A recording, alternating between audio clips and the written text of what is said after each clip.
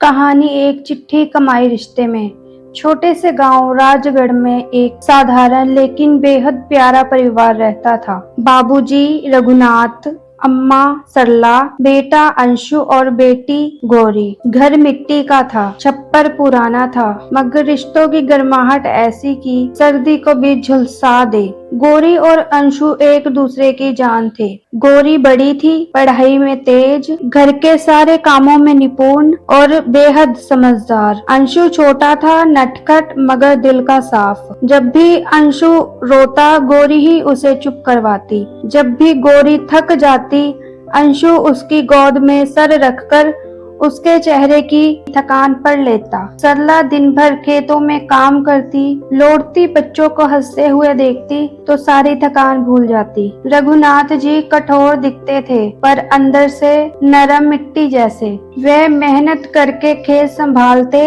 लेकिन बच्चों की मुस्कान उनकी सबसे बड़ी कमाई थी। एक दिन गांव में बाढ़ आ गई।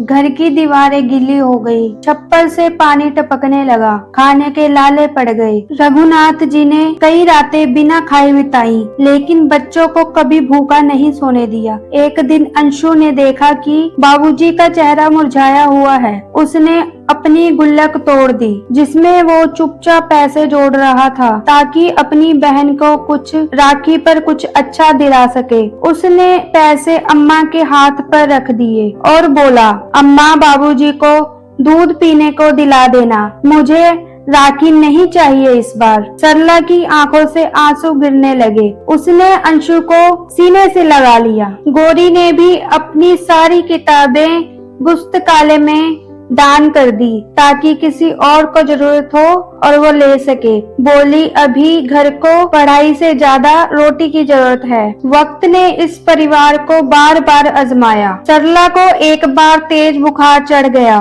दवा के पैसे नहीं थे।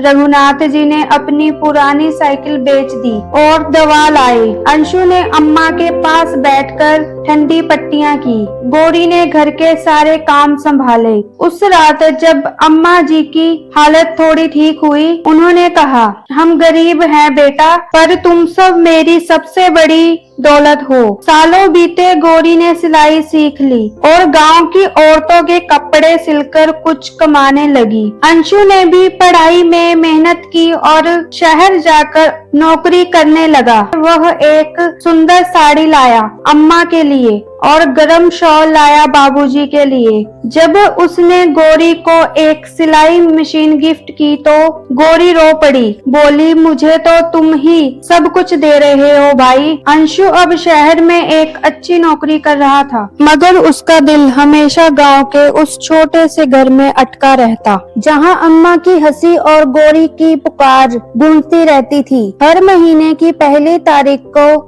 वह पैसे भेजता और एक चिट्ठी भी जरूर भेजता। अम्मा बाबूजी को कहना ज्यादा काम ना करे। गौरी को कहना, अब मेरी बहन खुद की दुकान चला सकती है। मैं जल्द ही गांव आऊंगा, सबके लिए कुछ अच्छा लाऊंगा। गौरी ने सिलाई मशीन से अपना छोटा सा काम शुरू कर लिया। गांव की औरतें अब उसे गौरी दीदी कहने लगी थी। अम्मा और बाबूजी की आंखों में गर्व था, लेकिन मन में एक खालीपन भी था।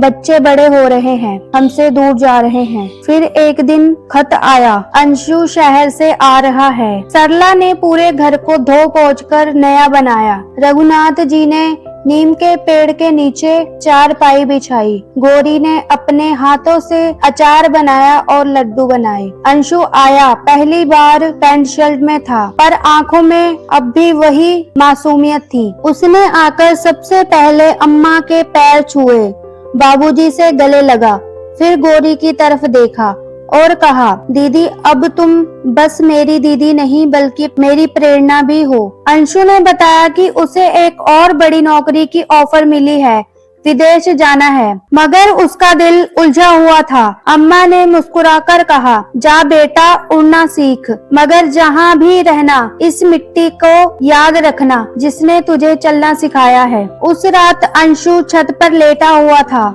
तारों को निहार रहा था। गौरी चुपचाप उसके पास आकर बैठ गई और कहा, तू जा भाई, पर वक्त निकालकर एक चिट्ठी लिखते रहना। माँ की आंखें तेरी चिट्ठी आते ही चमक जाती हैं। कुछ महीने बाद एक दिन अंशु की चिट्ठी आई। साथ में एक बड़ा लिफाफा था। उसमें एक चाबी थी, गौरी बुटीक राजगढ़ नाम की। दुकान की चाबी के नीचे लिखा था, अब दीदी अपने नाम की दुकान चलाएगी। ये तेरा सपना नहीं, ये हमारा सपना था। गौरी ने चाबी सीने से लगा ली। सरला की आंखों से आंसू झरने लगे। रघुनाथ जी ने बस इतना कहा, हमने दौलत तो नहीं दी पर संस्कार दिए हैं, शायद यही आज लौट कर आ रहे हैं। वक्त ने उस मिट्टी के घर को ईंट और सीमेंट के घर में बदल दिया, पर उस घर की दीवारों में आज भी भाई बहन की हंसी, माँ के गीत और बाबूजी की थपकी गूंजती है। कैसी लगी कहानी?